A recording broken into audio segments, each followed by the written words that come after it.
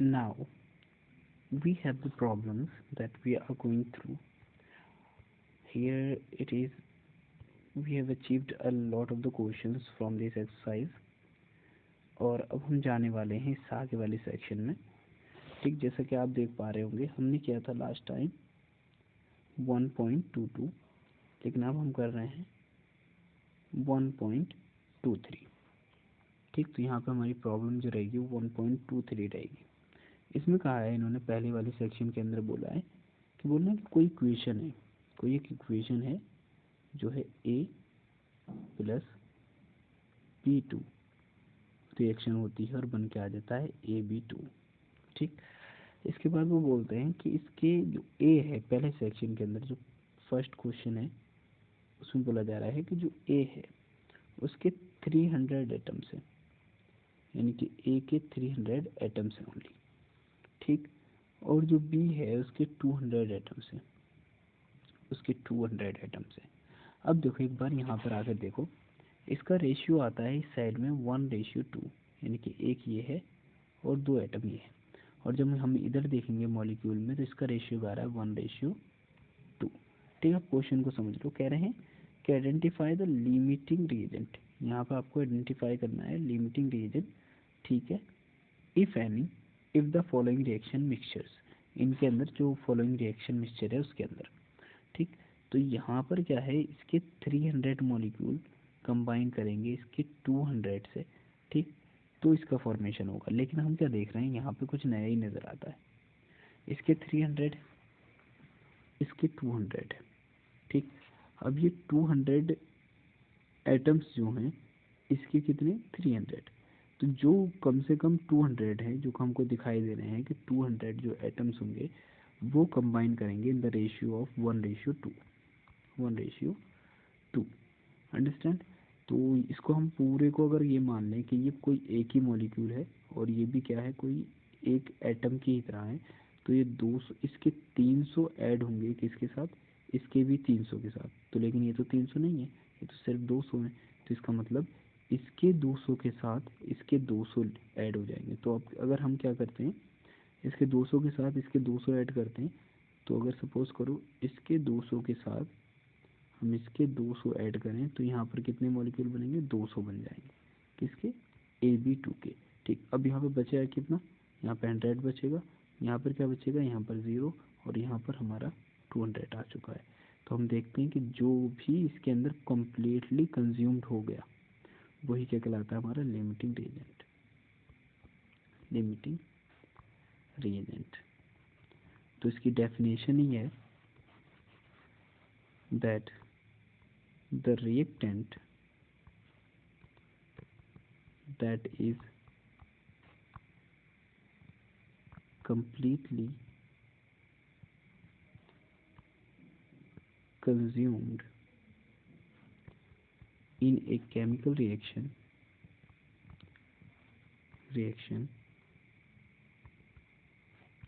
is called limiting reagent. That's it. यानी कि जो भी किसी केमिकल रिएक्शन में कम्प्लीटली कंज्यूम्ड हो जाए उसी को क्या बोलते हैं हम, उसको बोल देते हैं हम लिमिटिंग रिएजेंट। क्लियर है? ओके, अब इसका जो सेकंड वाला सेक्शन है उसके बारे में हम देखते हैं। इन्होंने बोला इसके अंदर कि इसके जो है 2 मोल हैं, एक जो है 2 मोल हैं, ए के 2 मोल हैं और यहाँ पर बी के 3 मोल हैं। ठीक, तो क्वेश्चन की सिचुएशन बिल्कुल सिमिलर है कि A2 B2 है और ये ऐसे ही एक दूसरे से जुड़ जाते हैं। ठीक, तो इसके 2 मोल हैं और इसके 3 मोल हैं। ठीक, और जब ये जुड़ेंगे तो इस जगह पर स्टार्टिंग में कुछ भी नहीं है, यानी कि जब टाइम हमारा 0 था तो कुछ नहीं है। लेकिन जब टाइम होता है पूरा, यानी कि जब रिएक्शन होती है तो क्या होता है, इसके 200 मोल्स रिएक्ट करेंगे इसके 200 मोल से, 200 नहीं 2 मोल से, 2 मोल से, और इसके 2 मोल बन जाएंगे। ठीक, अब इसके 2 मोल इसके 2 मोल एक दूसरे से रिएक्ट कर रहे हैं तो हम इसको जब सब्सट्रैक्ट करेंगे तो यहाँ पे बचा 0 और यहाँ पे बचा 1 मोल। 3 में से 2 गया, 1 मोल, और इसके बन के आए कितने 2 मोल। ठीक, तो यहाँ पर ये क्या है, ये हो गया कम्प्लीटली कंज्यूम, तो ये क्या हो जाएगा लिमिटिंग रिएजेंट, और ये बचा है तो ये हो जाएगा एक्सिस रिएजेंट, एक्सिस रिएजेंट। ठीक है, alright, now come back to the question what it says. अगला क्वेश्चन बताया उन्होंने कि आपके पास 100 एटम है ए के, जिसमें 100 मॉलिक्यूल होंगे बी के। अब जो है तुमको याद रखना है कि यहाँ पर ए से बी की रिएक्शन हो रही है P2 की, और बन रहा है AB2, जिसमें 100 एटम हो गए ए के और 100 एटम हो गए बी के। अब 100 एटम ए के और 100 मॉलिक्यूल बी के जब एक दूसरे के साथ कंबाइन होंगे तो ये कितने बना लेंगे, 100 मॉलिक्यूल बना लेंगे। ठीक, तो हमने देखा इन दोनों ही केसेस में क्या हुआ है, पूरे एटम कंज्यूम्ड हो गए, और जब कंज्यूम्ड हो जाते हैं तो यहाँ पर कोई भी ना ही लिमिटिंग रिएजेंट होगा और कोई भी ना ही एक्सिस रिएजेंट होगा। क्लियर, इस चीज़ को हम यहाँ पर देख सकते हैं। ऑलराइट, अब नाउ नेक्स्ट क्वेश्चन क्या है, बोला है इन्होंने यहाँ पर 5 मोल है ए के और 2.5 मोल है बी के। ठीक है, ए टू बी और बन जाता है AB2। इसके दिए 5 मोल्स और इसके दिए 2.5 मोल्स। ठीक, यहाँ पर कुछ नहीं बनाया अभी। जब इसके 2.5 मोल्स क्या होंगे, रिएक्ट करेंगे, यानी कि 2.5 मोल रिएक्ट करेंगे इसके 2.5 मोल से, तब यहाँ पे 2.5 मोल्स बन जाएंगे AB2 के। ठीक, अब अगर हम इसको निकालें तो हमको यहाँ पे पता चलता है कि इसकी वैल्यू आ गई 0, इसकी वैल्यू आ गई 2.5। ठीक, तो ये सवाल रहेगा हमारा फिर से एक्सिस रिएजेंट, और ये हो जाएगा हमारा लिमिटिंग रिएजेंट। सिंपल है। ऑलराइट, नेक्स्ट क्वेश्चन दिया है कि 2.5 मोल्स दिए हैं ए के और 5 मोल्स दिए हैं बी के।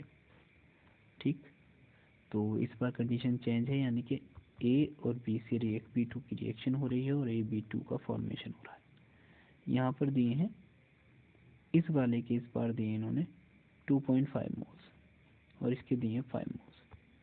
ठीक, स्टार्टिंग में कुछ नहीं होता तो हम क्या करवाते हैं, रिएक्शन करवाते हैं, तो इसके -2.5 होंगे जो रिएक्ट करेंगे इसके 2.5 से और फॉर्मेशन होगा 2.5 का। ठीक, यहाँ पर हम देखते हैं 0 हो गया, ये क्या आ जाएगा हमारा 2.5 आ जाएगा, क्योंकि जब 2.5 5 से जाएगा तो 2.5 हो जाएगा। ठीक, तो ये सवाल आ रहा है हमारा लिमिटिंग रिएजेंट, और ये हो जाएगा हमारा एक्सिस रिएजेंट। ऑलराइट, इस तरीके से क्या कर सकते हैं, हम इन प्रॉब्लम को सॉल्व कर सकते हैं। लेट्स सी, अब नेक्स्ट क्वेश्चन है इसके अंदर 1.24, करें dinitrogen and dihydrogen react with each other to produce ammonia according to the following chemical equation। यानी कि इस इक्वेशन के थ्रू ये क्या करते हैं, एक दूसरे के साथ रिएक्ट करते हैं और फॉर्म कर देते हैं। अब इन्होंने कहा है कि calculate the mass of the ammonia produce if इतने ग्राम डाइनाइट्रोजन रिएक्ट विद इतने ग्राम ऑफ डाइहाइड्रोजन। यानी कि एक तरीके से आप ये सोच लो कि उन्होंने यहाँ पर मास दे रखा है। ठीक, इसी सिचुएशन को हमें यहाँ पे सॉल्व करना है। ऑलराइट, लेट्स सी,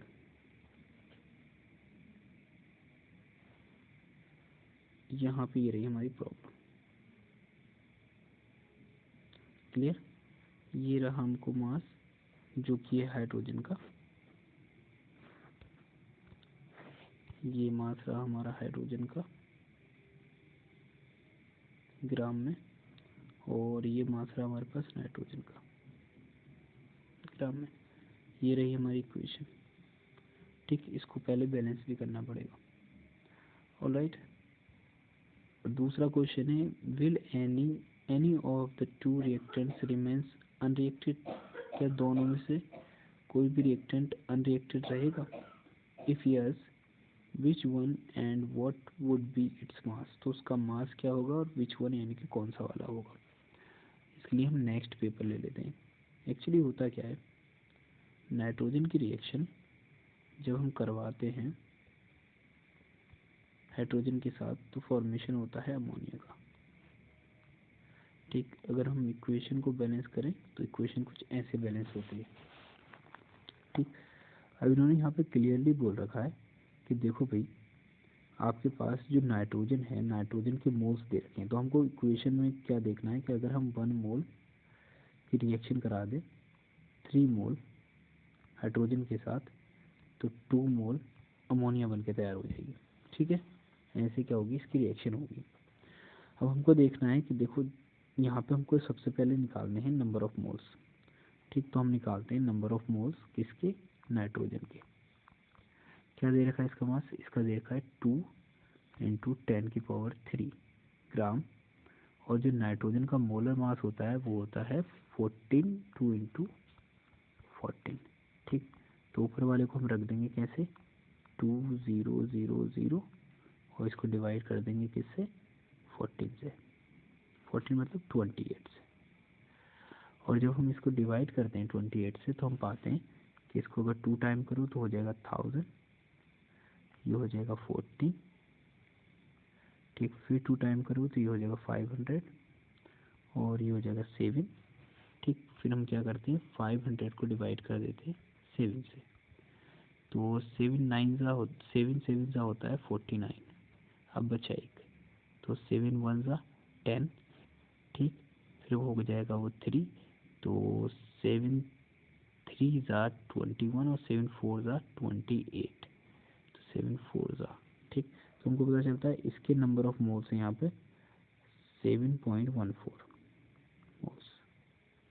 ठीक, अब इसके 741 मोल रिएक्ट करें कर किसके साथ, इसके मोल से, तो हम इसको निकाल लेते हैं number of moles nitrogen hydrogen के H2। ठीक, यहाँ पे क्या रखना है हमको, 1 × 10⁻³ ग्राम, और इसका मोलर मास होता है 2 × 1। दैट्स मीन इसको हम रख देते हैं 1000 और नीचे हम रख देंगे 2। जब हम इसको काटेंगे तो हमको आंसर मिलेगा 500। ठीक है, आंसर हमारा कितना गया, 500 मोल्स। ऑलराइट, अब इन 500 मोल्स को यहाँ पे रखने से पहले हमको एक बात याद रखनी है कि इसका जो होता है 3 टाइम्स होता है ये। ठीक, तो हम क्या करेंगे, इस 500 मोल्स को डिवाइड करेंगे 3 से, तो हमको पता चलेगा कि हाँ रिएक्शन का रिजल्ट क्या आ रहा है। 1 डिवाइड बाई 500, तो यहाँ पे 5 जाएगा 1 टाइम। ठीक, 5 1 टाइम जाएगा तो इसमें से बचा 2, 20 हो जाएगा, तो 6 टाइम जाएगा तो हो जाएगा 13। ठीक, तो हमारा 6 टाइम जाएगा तो 18 हो जाएगा। अब बचा 2, तो यहाँ पे हो गया 20। ठीक, 20 हो गया।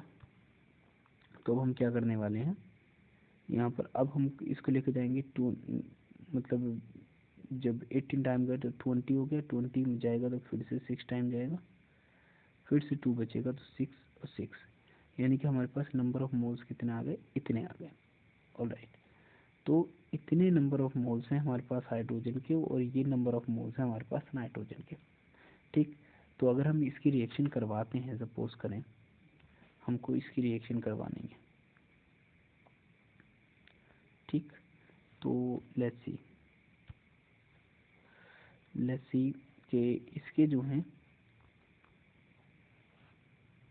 Late me change the pen, -7.14 mole react करेंगे किसके, इसके 166.66 मोल से, तो इसके भी कितने मोल्स यूज़ होंगे, इसके भी यूज़ होंगे 7.14 मोल से, और रिएक्शन होने के बाद इसके जो बन के आएंगे वो आ जाएंगे 7.14 मोल। ठीक, because the similar number of moles will react with the similar number of moles and formation of the similar number of moles of 2 times will take place, 2 times, because the stoichiometry is 2, that's why, and because 2 times will take place. Alright, अब क्या करना है, हमारी reaction हुई और हमने देखा कि ये जो था कम्प्लीटली कंज्यूम्ड हो गया। लेकिन इस केस में क्या होता है कि जब हम रिएक्शन करवाएंगे तो हमारे पास बचेंगे क्या, जैसे इस 4 को हम 6 से निकालें तो हमारे पास बचेगा 2, इस 6 से जाएगा तो बचेगा 5.7, एक इधर ले लेंगे हम तो ये हो जाएगा हमारा 16 में 7 जाएगा 9 बचेगा, ये बचा हमारा 5 1 मोल्स। और यहाँ पर अमोनिया का फॉर्मेशन हो गया, वो कितना हुआ है, यहाँ पर हुआ है 82.14 मोल्स, ये हुआ है अमोनिया का फॉर्मेशन।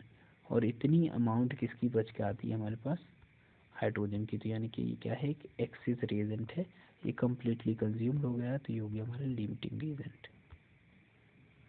ऑलराइट, तो इस तरीके से क्या करना है, इस क्वेश्चन को हम सॉल्व कर सकते हैं, और ये बहुत इजी था, ठीक, आसानी से सॉल्व हो गया। तो यहाँ पे इस क्वेश्चन का आंसर आसानी से हमको मिल जाता है। अब मूव करते हैं हम नेक्स्ट क्वेश्चन पे, और इसी का जो नेक्स्ट ऑप्शन है एक्चुअली, उसके अंदर क्या पूछा गया था, इन्होंने पूछा था will any of the two reactants remain unreacted. हाँ, तो एनी ऑफ द कौन सा रहता है, हाइड्रोजन का जो रिएक्टेंट है वो अनरिएक्टेड रहेगा, बहुत ज़्यादा अमाउंट में हो, कितनी अमाउंट होगी वो 159.52 मोल्स। इसको अगर हम 2 से मल्टीप्लाई कर दें तो हमको अमाउंट भी मिल जाएगी, ठीक है। उसके बाद अगला क्वेश्चन था if yes which one and what would be its mass, तो कितना बचेगा और कितना इसका मास होगा, ठीक। तो हमने देखा कि जो इसके नंबर ऑफ मोल्स बचे हैं वो बचे हैं 5, और एक सेकेंड,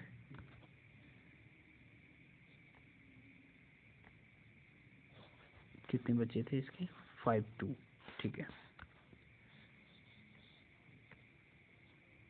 52, ये क्या है, नंबर ऑफ मोल्स है हाइड्रोजन के जो अनरिएक्टेड है। अगर हमको अमाउंट निकालनी हो तो होता है m is equal to NH2 into molar mass, ठीक। नंबर ऑफ मोल है 159.52, मोलर मास होता है इसका हमेशा H2 का 2, ठीक। तो यहाँ पर हो जाएगा 401, ठीक, 19 1 10 और 11 1 2 और 3 ग्राम्स। ये क्या बचेगी हमको, मास हाइड्रोजन का लेफ्ट बचेगा इस केमिकल रिएक्शन के अंदर, ठीक है। Let's go for the next question. ये रहा हमारा क्वेश्चन, क्या कह रहा है ये, इसी चीज़ को समझने की कोशिश करते हैं। Let me clear it.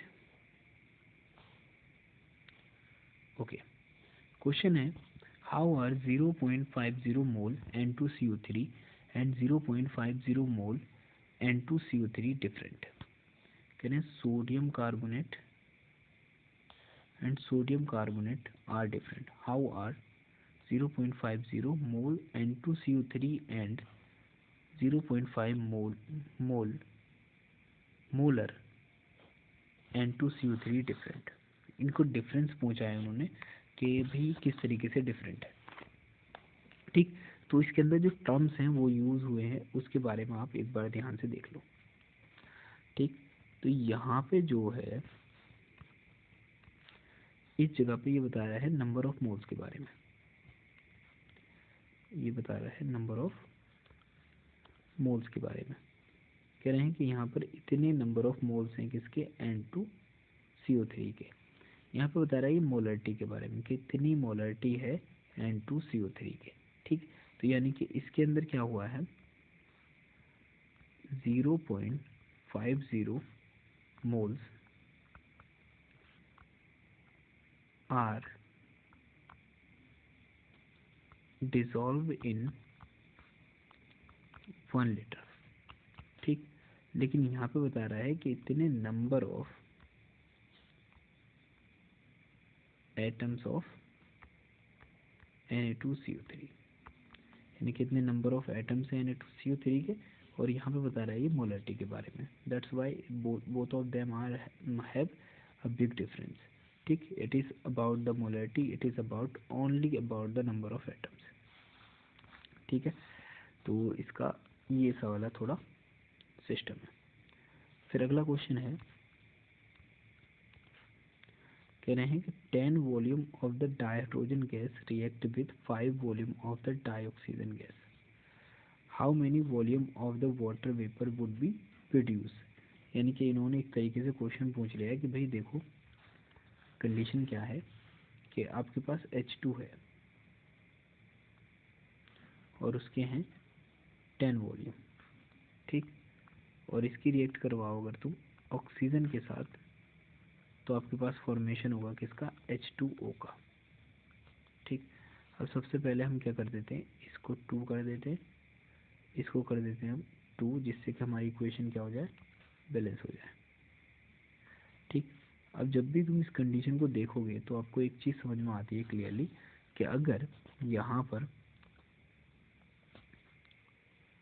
2 volume react करते हैं 1 वॉल्यूम ऑक्सीजन के साथ, तो 2 वॉल्यूम वाटर वेपर बन रहा है, दैट्स इट, ठीक है। कि अगर ये रिएक्ट करेंगे इसके साथ तो 2 वॉल्यूम क्या बन जाएगा, वाटर वेपर बन जाएगा, ठीक। अब सपोज करो जब 2 वॉल्यूम रिएक्ट कर रहा है 1 वॉल्यूम के साथ, तो 2 वॉल्यूम क्या बन जाएगा, वाटर वेपर बन जाएगा, ठीक। इसी तरीके से अगर 10 वॉल्यूम रिएक्ट करेगा किसका, हाइड्रोजन का, ठीक, तो हमने कितना इंक्रीज किया इसके अंदर, इंटू 5 कर दिया है, ठीक। तो हम इस 1 के अंदर भी कितना कर सकते हैं, इंटू 5, कितने मोल के साथ, कितने वॉल्यूम के साथ, 5 के साथ करेंगे तो ये कितना हो जाएगा, 5 वॉल्यूम हो जाएगा, ठीक। तो हम यहाँ पे भी क्या कर देते हैं, 5 भी कर देते हैं, ठीक। तो यहाँ पर भी क्या आ जाता है, 10 वॉल्यूम, ठीक। तो आपने क्या देखा कि जब हम 10 वॉल्यूम डाइहाइड्रोजन की रिएक्शन 5 वॉल्यूम ऑक्सीजन से करवाएंगे तो हमारे पास जो है 10 वॉल्यूम वाटर वेपर बन के आ जाता है, दैट्स इट। इसी चेंज को क्या करना था यहाँ पर दिखाने की कोशिश की गई थी, ऑलराइट। लेट्स सी, यहाँ पे इन्होंने कुछ यूनिट्स दिए और कह रहे हैं इनको कन्वर्ट कर दो, किसमें, वो भी बेसिक यूनिट्स में। अब सबसे पहले समझने की बात ये है कि बेसिक यूनिट इनके अकॉर्डिंग होती क्या है, ठीक। तो लेट्स सी, बेसिक यूनिट का मतलब होता है कि जैसे फॉर एग्जांपल ये पिकोमीटर दिया है, इसको कन्वर्ट कर देना है मीटर में, ठीक है। अब देखो 2.7, ठीक, ये दे रखा है और ये दिया है इनटू पिकोमीटर। जब भी तुम्हारे पास बात हो रही है 1 पिकोमीटर की, तो ये बराबर होता है 10 की पावर -12 मीटर के, 1 पिकोमीटर इसके बराबर होता है। तो अगर मैं क्या करूं, यहाँ पर जो मैंने 28.7 लिखा है, अगर इसके अंदर मल्टीप्लाई कर देता हूँ -12 मीटर, तो ये बराबर हो जाएगा किसके, 28.7 पिकोमीटर के, ये बराबर हो जाएगा। ऐसे क्या करेंगे हम, इसके अंदर भी मल्टीप्लिकेशन करा देंगे इसका 10 की पावर -12 का, ये दिया है 25365 mg, इसको बदलना है हमको kg में, ठीक। तो जब मिलीग्राम की बात करते हैं हम, तो जब 1 kg की बात होती है तो 1 kg हैज़ 1000 मिलीग्राम, ठीक है। अब इसको हम कन्वर्ट करने वाले हैं केजी में, तो हम क्या करेंगे, यहाँ पे लिखेंगे 1 kg, ऑलराइट। लिसन, मुझे क्लियर कर देना चाहिए, ये तो आ गया होगा आपको कि किस तरीके से कन्वर्ट किया जाता है, ठीक है। इसमें क्या कर देना है हमको, सिर्फ और सिर्फ कि जो भी हमने लिया है यहाँ पे हमको केजी में कन्वर्ट करना है बेसिक यूनिट, तो इसके अंदर होते हैं कितने, 1000 मिलीग्राम। अब जो मिलीग्राम है मिलीग्राम कट जाएगा, 1000 के 3 जीरो हटाएंगे तो 1 2 3, यानी कि 3 के बाद पॉइंट आ जाएगा, तो हमारा आंसर क्या आएगा यहाँ पर 25.365 kg, ये क्या हो जाएगा हमारा इसका आंसर होने वाला है, ठीक। तो यहाँ तक जो 1.7 तक के क्वेश्चंस थे वो यहाँ तक सॉल्व हो चुके हैं, और जैसे ही 1.7 सॉल्व होता है हमको मूव करना पड़ेगा लास्ट पेज पर, और लास्ट पेज पर हमारी सम ऑफ द यूनिट है जिनको हम यहाँ पर बात करेंगे, जिनके